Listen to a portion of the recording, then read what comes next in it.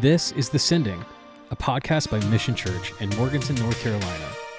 Our aim is to demonstrate how the gospel sheds light into every area of our lives and how knowing this enables bold, faithful mission for Christ's kingdom. Well, hey everybody, welcome to this episode of The Sending. Today we've got a special guest with us. This is our pastor's wife. This is a dear friend of mine, sister in Christ, and our Mission Church Kids Director, Hannah Glosson. Welcome to The Sending. Hannah, I need you to tell me the three most important facts about you.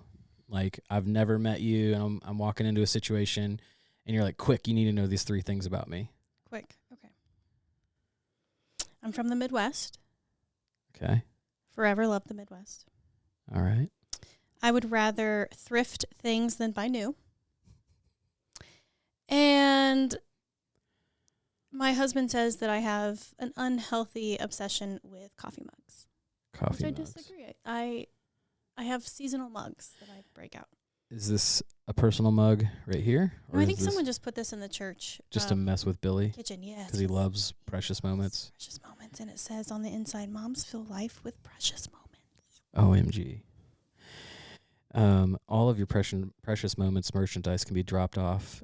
Attention to Billy Glosson at 221 Heron Street, Morganton, North Carolina. What's your favorite food? Sandwiches. Any sandwich? Yeah. So anything between two slices of bread? Like, how do you define sandwich? Definitely not a hot dog. No shame. Love a good dog. What about a taco? Is a taco a sandwich? Not bread. Okay. Like a turkey and cheese. Okay. Lettuce, tomato. Yep. What sauces? Good. Any form of mustard. Okay. Mm-hmm. Interesting. Mayonnaise, aioli. Which is like mayonnaise. Fancy mayonnaise. Yeah. Okay. Interesting. Yeah. My brain wants to talk about food now. Probably because I haven't eaten much today. No, I went to the gym. I had a protein shake. It's not juice, it's a protein shake. Can you name that movie? No. Guys, this is the afternoon, and it's been a long week leading up to this. Favorite book of the Bible? Probably Hebrews. Hebrews? Hebrews. That's a great choice. Yeah, I've been asking Billy for years to preach through it. Well, I mean, it took me, I don't know how many years to get him to preach Romans. And it's going to take us 2 years to get through it. Well, longer than that, because he, delayed it. So we'll be in Romans next year, too, which I'm okay with. Yeah, Hebrews. Yeah, I would love to do Hebrews. It's time for a game. This is one of my favorite segments on the show where I just scour the internet, ask ChatGPT to help me come up with questions and ideas and silly things. And so today we are going to play Is It Really In There? I'm nervous. So I'm going to give you little verses, and you're going to tell me if this is actually scripture or not. Oh, geez. I feel like you got this. I feel like this is going to be like when I play with Billy, biblical, obscure Old Testament trivia, and he's just like, yeah, so actually what's interesting about the history of that? I don't know. All right. Here we go. This is the first verse. Is it really in the Bible or not? The doors on the street are shut and the sound of grinding fades. I mean, what translation are we talking here? I don't know. No? Is that your final answer? No. The doors are shut and the sound of grinding fades? The doors of hell? It's not even close to what I said. What did you say? The doors are shut. The doors on the street are shut and the sound of grinding fades. Now I want to look it up to see what translation. So you're telling me yes, it is? Yes, it is. Yes, it is. Chapter and verse. Tell me. Ecclesiastes 12:4. Oh. Ow. That book. And then the doors in the street are shut when the sound of grinding is low and one rises up at the sound of a bird and all the daughters of the song umbrella. Okay, so it's not like Yikes. a word for word, but it's in there. Yikes. All right. Here's the second verse. Maybe. Man, I'm like tearing up from laughing. My eyes are watering because your quote was so off. Wisdom shouts in the marketplace, but fools plug their ears with wax. Wax? I mean, it sounds like a proverb. Wax? You're wax? I don't think you're wax. I don't think... I mean, I feel like it's like half true. You're correct. It is not a real Bible verse. It sounds proverbish. Oh, man, I'm going to have to put... man, my abs are cramping up from laughing. This is not good. Good for you. Good for me, I guess. Yeah. You worked out. I'm going to have to meme you saying wax with such incredulity. Okay. Dead flies make the perfumer's ointment give off a stench.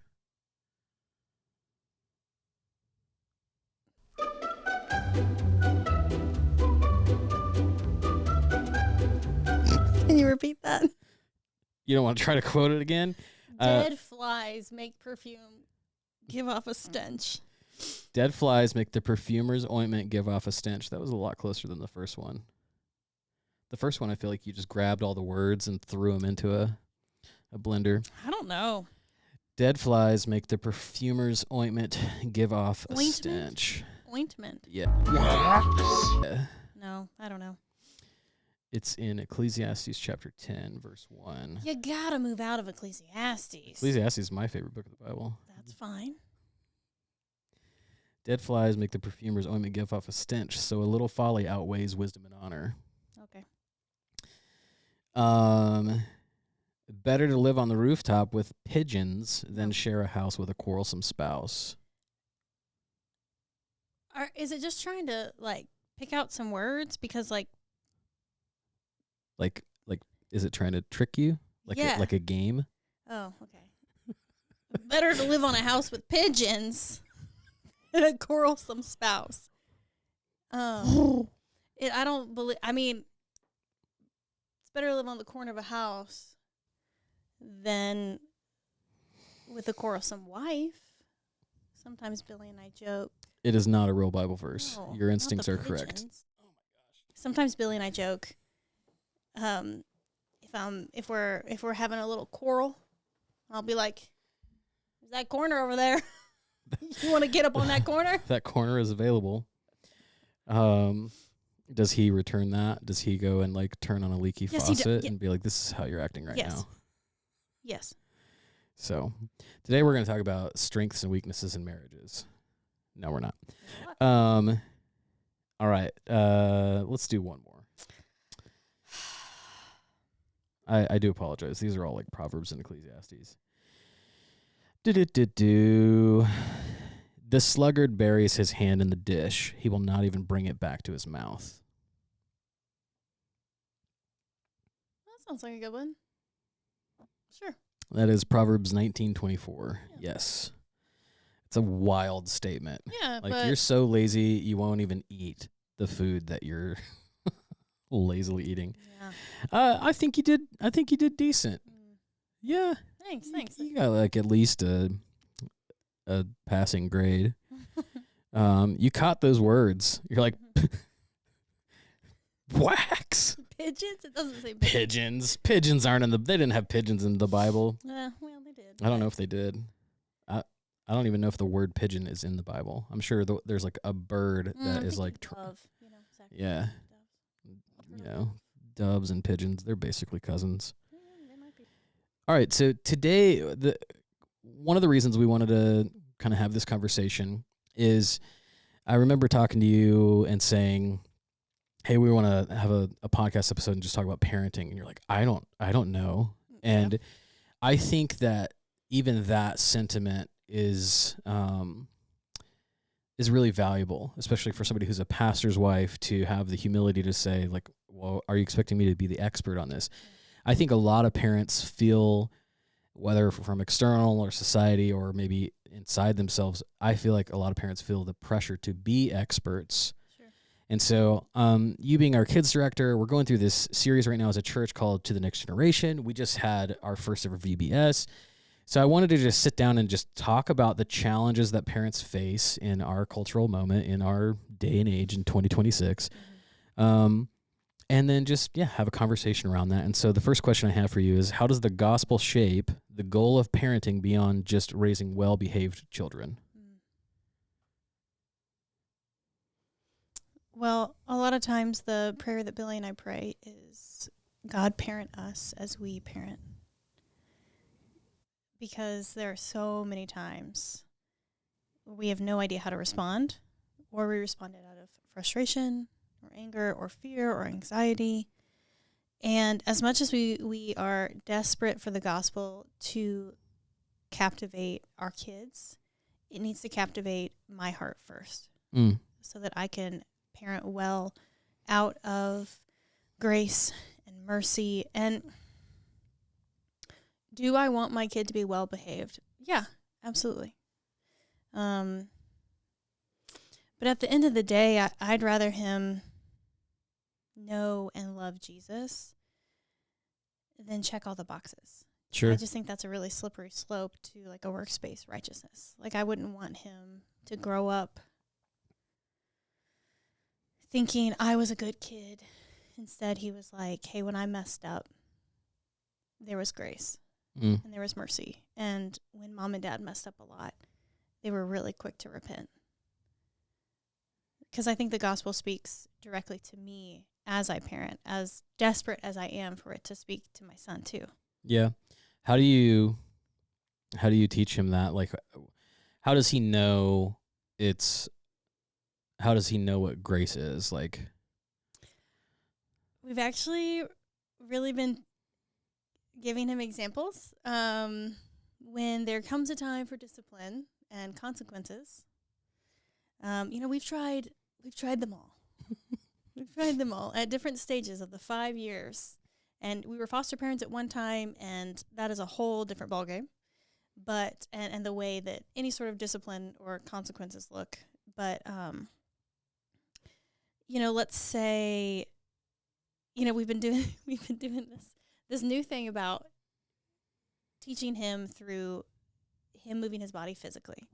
So we're teaching him how to do push-ups and wall sits, or we'll run around the house, especially if he's got extra energy. mm-hmm. You know what I mean? And he's a little boy, so he's full of that extra little boy energy. But a lot of times we'll be like, all right, 5 push-ups, because he's 5 years old, and he can do that. Okay. And it's like, all right, buddy. And he's like really struggling. We're like, okay, you do 2, I do 3. And he's like, really? Or like, the wall sits, they do hurt, and I've been doing them right next to him. Wall sits suck. They really do. He's like, ow, ow. And last night I was like, dude, consequences hurt. Yeah. They really do. I was like, wiggle your toes, Yeah. like getting your mind off of that. But they really do hurt. Mm-hmm. And the consequences of our actions matter. That's really palpable too, because like our sin affects everyone around us. Right. It doesn't just affect us. And that's a really beautiful picture of like, if you guys are doing it with him or kind of, that's like a direct correlation of the gospel of like, right. Jesus didn't just do some of your push-ups. Like he did all of them. He did all of them. Yeah. Yes. That's awesome. Yeah.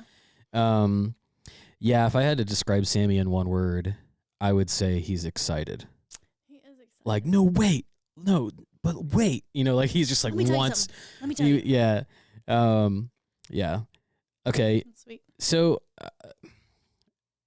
going a little bit outside of the box, what difference does the gospel really make? Like, I know that for you being a believer, it's like, I don't want to just raise him to think he's just a good kid. Right. I want him to know that he's loved by me and by Jesus.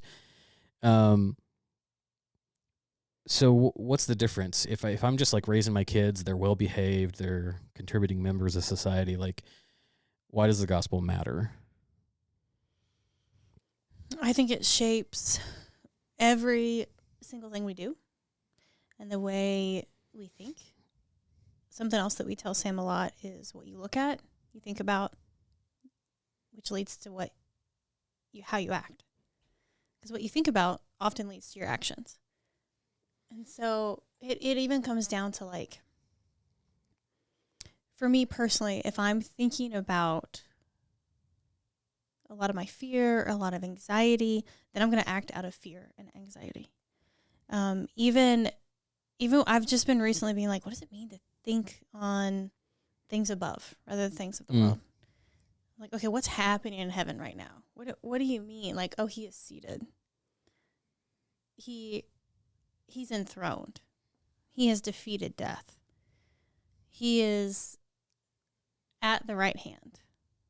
He is interceding. Like, what is he actively doing? Like, things above. What's happening in heaven rather than what's happening in the world. And so I think that helps me model. But also when it comes down to, like, him being a good kid versus the gospel having real implications for his life, I think it comes down to the simple conversations that we have all day long of, like, hey, bud, I spill things all the time. Or mama messes up all the time. The other day, he was like, I think I was wrong about something. And we were around a group of people, and he just goes, see, Mom, adults get things wrong too sometimes. I said, yeah, dude. Yeah. We do get things wrong. Just, like, constantly modeling grace and mercy and repentance. Yeah, and I think... Did that answer your question? Kinda. Yes, mostly. And then it put my brain in a different spot, too, of, like... Because the question was, like, what difference does the gospel make? And I think you gave words to the idea that it introduces good news into your life. Because it's like, I'm sure a lot of parents on the worst day are thinking, why am I doing this? What is this even worth? Like, what's the point of this?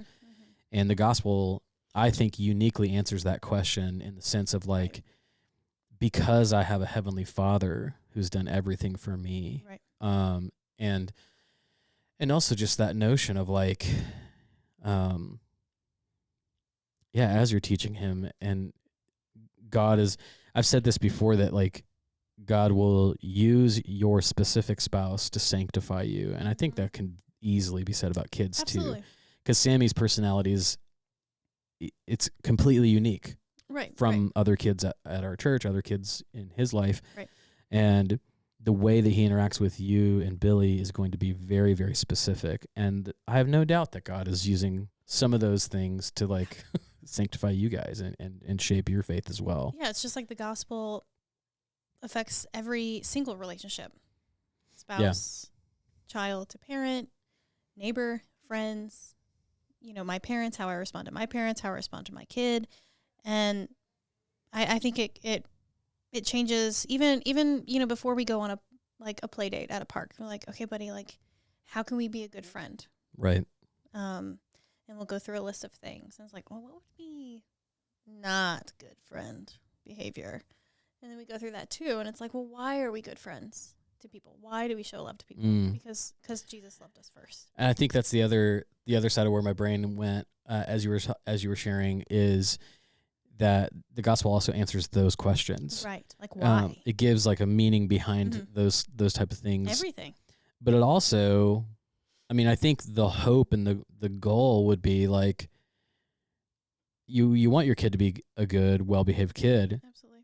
But you want that to be the outflow of a life shaped by the gospel. Of, like, a good God. Yeah, because that's how we are supposed to be as Christians. It's like my behavior and my good morals should be the result, not the impetus, I guess. And when they're off and when there's course correcting, it's met with immediate, continual outpouring of grace and mercy.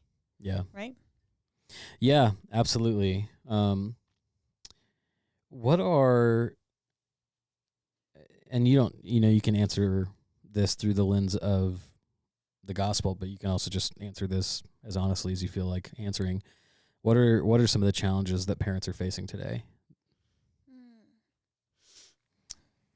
I think that a lot of people I specifically am around, I think people are always kind of struggling to know what's best for their kid Mm. and each individual kid within their family, because each kid is different.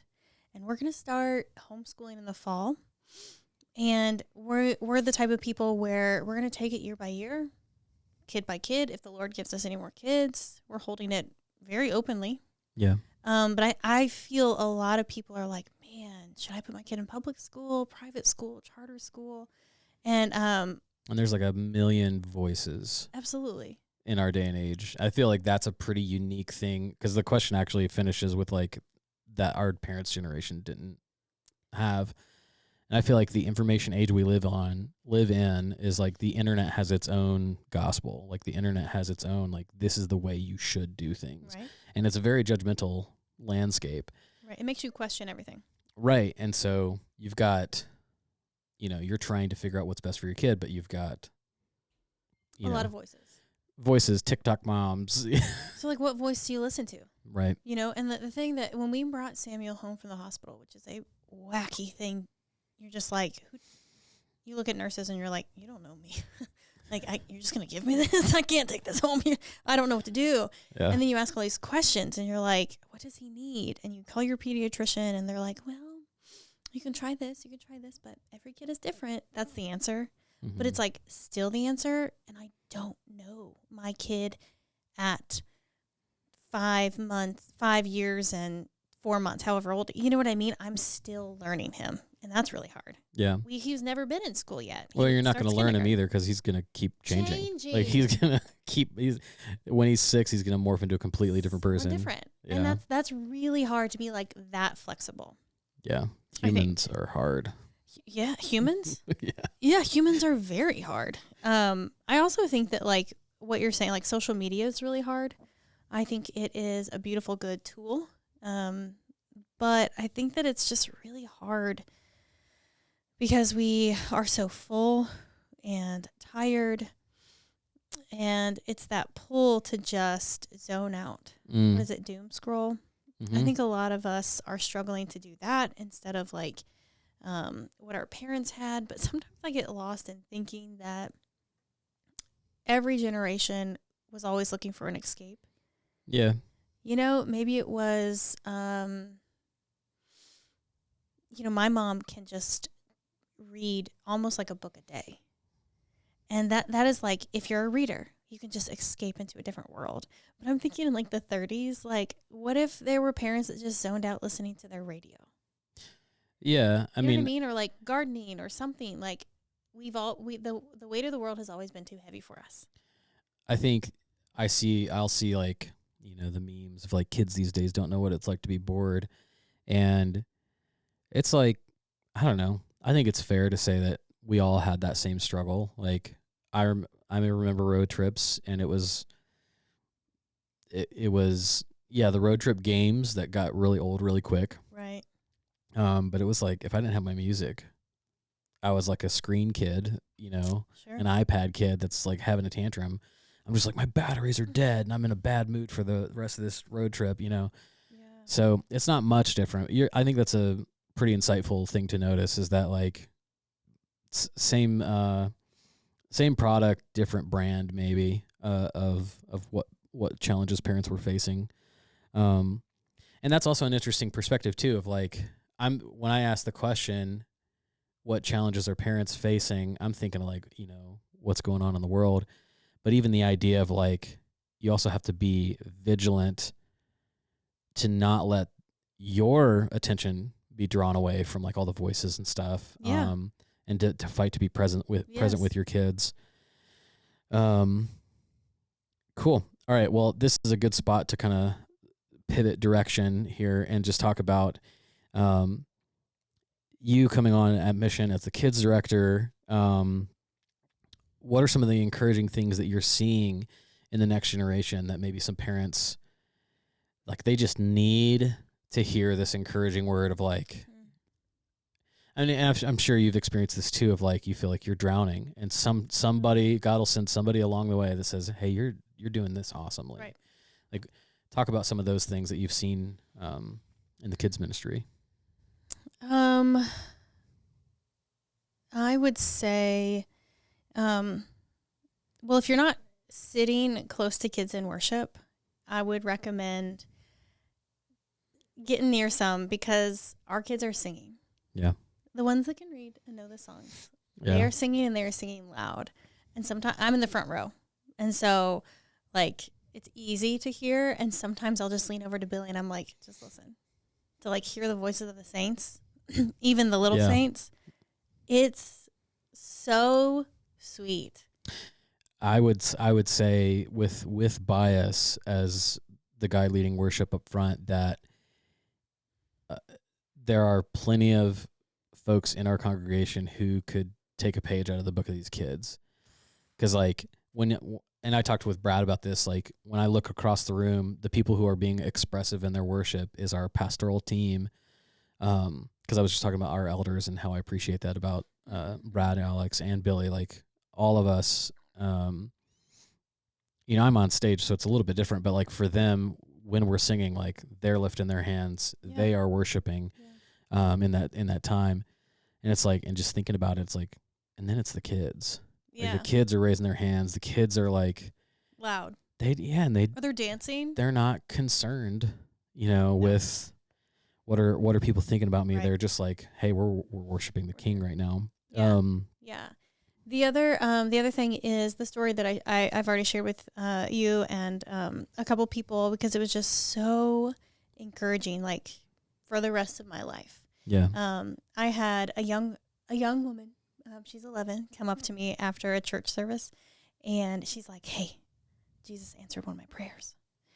And I know her and her family, and her and I have talked recently about how Jesus answers big prayers and really small ones. And she has often lost quite a few things. And so we'll pray, like, Jesus, help me find my bag. I recently lost it. It's, like, so special. Yeah, you're thinking, she found 50 cents. Incredible. That was that's still meaningful. Yeah. And she looked at me and she told me that when was this? Our one. When was our It was the beginning Sunday? Of the year. We did a vision casting. Like, Billy did a vision casting series. And we talked about, like, making room for one more. Yeah, and who's your one?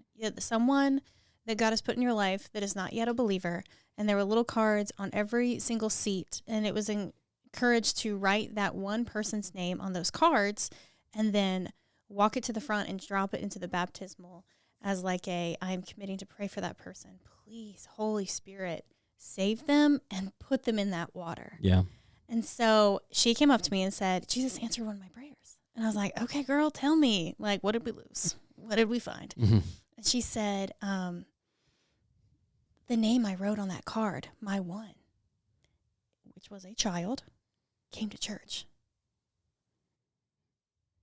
And she was, like, beaming. Yeah. And the child is a friend of a friend, and this child has never stepped into the foot of the door of a church. They were just at a sleepover and came to church. And the friend of the friend had no idea that this little girl wrote this name on that card. Right. But God did. That's a story for doubters to hear. Like, that's a story for the skeptics, because it's just like, we can't. I mean, this 11-year-old couldn't have orchestrated that. No. But you know what was like? So I started to cry when she told me. Kind of scared her. She was like, you okay? And I was like, I am totally fine. This is just incredible news. Yeah. Because I am very confident, because our church allowed her to take part in what we were doing. She got to take part in what our church is doing. So not only did it wasn't like segmented of, like, the kids are going to do their own version of this. This is for the adults. Right. No, come and write a name. And also to, like, continue to solidify that Jesus hear our prayers, big and small. I am confident that I hope and pray that 20 years from now, when the weight of the world is too much, that she can remember that God heard me. God answers my prayers. That God answers my prayers. Because there's gonna come a day when she is gonna doubt, when she is gonna be angry at God, because the weight of the world is just too much to bear. And I am just so thankful that we have, by God's grace, created space for children to come, Right. take part. And it's not what I say a lot whenever I'm the kids director, which is the person that volunteers on a Sunday morning to kind of be over all of the teachers and just be helpful and help with check-in, check-out, whatever needs to be happen. And so, like, what we do today matters for eternity, because what we are sharing with our kids is not the hope of the truths of the gospel are for when you grow up. Yeah. For when you're a Christian as an adult, it's like, no, it matters now. For this 11-year-old to know that she is heard by the author of time. Yeah. Like, I believe that the Spirit's going to carry that through the rest of her life. You know, we all have those flags that we look back on in our life, like the stake, a flag of like, or like an Ebenezer, you know, a stone of help. Like, no, God met me here. And so he's going to meet me here now too. Like, I believe it. Like he said, remember, remember, remember. Yeah. It's interesting because, like, for the past probably like 5 or 6 years, if I was giving a testimony or telling my story, I would always kind of share that, like, I think I became a Christian when, when I was in Japan or in college. And I always kind of based it on, like, that's when I started to understand things. That's when I started to, like, have a love for scripture. Sure. And I was writing, I don't remember what for, but I was writing my story again for either a counseling session or like some sort of icebreaker thing. And it's like God, clear as day, just said, hey, I saved you when you were 5. I don't remember the exact details. I think my sister led me in this prayer, but I was, 5 years old at a church event, church camp, kneeling at an altar, and I confessed my sins, and I said, I believe in you, Jesus. And my intellectual self has always written that off as like, well, that wasn't a real conversion, da-da-da-da-da. And it's like, without even meaning to, I had based my salvation story off of my comprehension of it. Yeah. And it's like, man, we should have no doubt. You should have no doubt, parent. You should have no doubt, kids ministers, kids teachers, right, that God absolutely can save and preserve the faith right, of these little ones. Right. Yeah. Right. And use you in that process. Right. Right. This is like your immediate mission field. This is your immediate. Like, I think a lot, like, love your neighbor. Samuel's my neighbor. Yeah. Because your neighbor is like an easy way to define, like, well, who's my neighbor? It's someone proximity close to you and someone in need. Well, and Paul Tripp, in his book Parenting, he talks about that in one of like the first chapters of like, am I upset because my kid is because something is wrong with their walk with the Lord, or am I upset because they're interrupting my kingdom? And that translates to marriage. That translates to our neighbors. That translates, like, your kids. Rachel and I will laugh at this sometimes because Billy will say, your kids are not a distraction. And I know at the heart of what he's saying, we're like, no, they are distracting. We agree that the kids we shouldn't consider them a distraction to the ministry. But the reason I even bring that up and say it is because, no, they are a distraction, and that's fine. And it's a good thing. Like, and Billy has said this too, and we love this, is like, it's better to have noisy kids in a church than a church with no kids, like with no noise. Yeah, a silent church, no crying, no baby crying.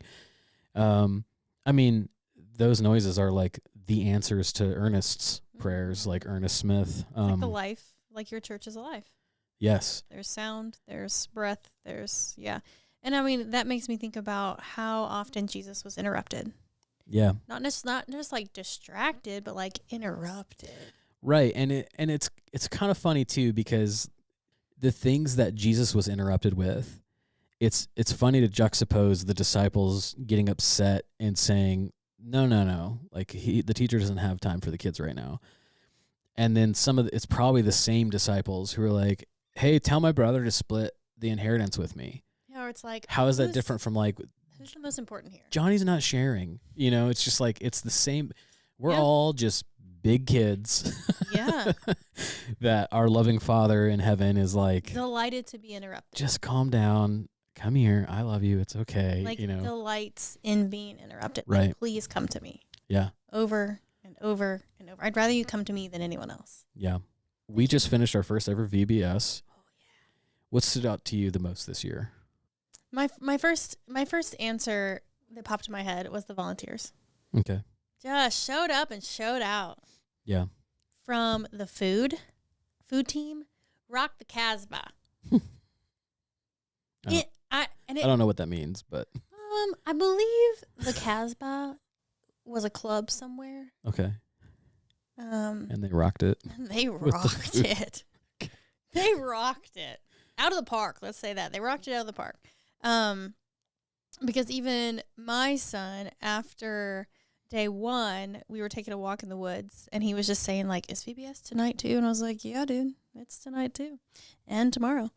And he was like, great. I wonder what our snack will be, because the snack, like, these kids heard the gospel story as soon as they came in, at the games, at the crafts, at the lesson, at the snack. Like, they were given little pretzels, you know, the square pretzels with like the squares inside. Yeah. That was the net. And they were given fish because it was Peter when Jesus called him to be fishers of men. Yeah, that's great. And even Sammy was like, and then there was nets, but it was pretzels, and there was goldfish because Jesus called Peter. Did I say that? No, I just made it up. Oh. But like Netzel. Okay, sorry. You could start that if you want. That's a I'm gonna leave everything behind and start that business. Yeah, I was sitting back in the sound booth area, and I just had this feeling that first night when the kids were like screaming at the top of their lungs. Everybody's so excited. Yeah. And I've had this thought, I don't know, probably like 100 times a year since we've moved here. Mm-hmm. And it's just that, like, man, God is building this thing, you know, like we didn't do this. Like, there's been just an insane amount of work on the back end from you, from the volunteers, from the different team members and stuff. It's a lot of work to pull off something like that. Yeah. But something that none of us did, God did, is these kids shouting at the top of their lungs, Jesus is the way. I know. And so I think that, you know, and they're kids and they're excited. And so you can be the cynic and you can be skeptical and go, well, they're just shouting it because they're shouting. It's like, yep. And then you have that story where God answered my prayer. And it's like, those are the kind of things. I was 5 years old at a camp or a VBS. I don't know what it was. I just remember saying a prayer, and it's like, you just don't know what God's going to do. And so it's cool it's like, we're showing up to be faithful. So I'm not trying to say that like we didn't do anything as far as like, not trying to get the wrong impression or anything like that. Nehemiah, they rebuilt the wall. Right. You know, like there was work that had to be done. Right. Really. But it's just been such a joy to like kind of sit back and go and we're showing up to the things that God is calling us to, but the church is just being built by Him. Mm-hmm. And it continues. These things keep happening that aren't of us, and so that's been a blessing to see. I mean, Sunday I stood in the back with Brad, who was just on the podcast, one of our elders, and I was like tearing up because every now and again, I mean, often, whether it's like Billy has these moments or I have these moments, and they're just pinch me moments of like. We started our church in our living room with 4 people. Yeah. And our first communion was with a hot dog bun. Like that was our church's first communion. Yeah. And I was just like in tears. Where I'm like Jesus really is alive. Like I need these moments because I'm watching these kids worship and kind of show their parents what they've been learning and the hand motions. And then like I'm just looking around the room and everyone's smiling like ear to ear. Yeah. They're just like just so happy to be here. And yeah, it's been a lot of work, but it's been a lot of delight. And like, we're not every Sunday night be like, you guys coming back to church tomorrow? You guys coming? It's like, no, the Spirit is really at work, and He's really redeeming and restoring and renewing, and He really is building His church. And there's a culture that God is using you and using us to help shape in Mission Church of like, it's exactly what we read every week. You are welcome here. Right. And that includes your kiddos. And so, yes. it's a joy to see. I don't want to embarrass anybody. I don't think they would be embarrassed because they knew what they were doing. But like, I want to call out some specific folks that were dancing pretty intensely to some of the songs on Sunday. Who? And really getting into it. No, you don't have to say who. But I can say it and edit it out. I can put like a big old censor beep in here just for humorous sake. But was hilarious because he was like watching the video and he was like, oh, he can get it. Really getting into it. Of course. And then obviously Chris Garcia, he would not even be embarrassed. He's like, good dancer. He's like, you're right. I was into it. He's a good dancer. Yeah. We end every episode with the same question, and I feel like it's kind of been answered at length throughout the different questions, but I'll ask it anyway. This podcast is called The Sending, and it's kind of this idea of like, all right, church is over, we're being sent out. How does seeing parenting as a mission field, what effect does that have as we are on mission for Christ's kingdom? Oh my goodness. So sorry. Can you say that again? What does all this matter to as we go out on mission for Christ's kingdom? Okay, so like as much as part of me wants to think about how the gospel affects parenthood and how you raise your children, I think it is so important to note how important it is to live in community with other adults. Like, I need trusted, reliable people to like meet with in tears to remind me, like, keep going, or to pray with me. Yeah. Or to ask, I have questions. I only have a 5-year-old. To ask like a trusted older parent, what did you do 15 years ago? Like to come alongside of parents, to make friends with other moms, to make friends with other dads, and say the really hard thing. Yeah. Say your fears out loud, and then allow them to speak into those, to fill you. Because even if you need to even confess, like, hey, I like really yelled at my kid today. Where's that coming from? Like, what's underneath that? Yeah. And how's the gospel? Like, let other people speak into you so that you can parent well. Yeah, that's good. Yeah, I think it's also just like the posture that you came into this conversation with of like, I'm not the expert. And I think that for all of us as we are being sent on mission, to have that mindset of like, of humility of like, yeah, I'm not the expert and I don't have to be. Right. And that's something I've said to a lot of parents is like, hey, do you feel like a failure? And cause I haven't had too many parents say that verbatim to me. Like, I feel like a failure. But I see it on their faces, and I always just want to say to them, like, welcome to the show. Like, yeah, we are all God's goal for you as a parent isn't that you would nail it as a parent. His goal for you is the throne room of grace. And when you get to the throne room of grace, Hebrews, favorite book of the Bible, it says that you would receive mercy and then get grace. Yeah. Like, you need mercy first. Yeah. Oh my gosh. And that reminds me of like how we continually do fail and fail often in front of our kids. I had to apologize to Sam the other day. It was bedtime. Like, we had already worked through it. I repented. And then at night I told him, I said, I'm really proud of you, bud. And he said, I'm proud of you too. I said, for what? He said, for saying you're sorry. Wow. And I'm like, because like I failed, and I failed like big in front of him. You know what I mean?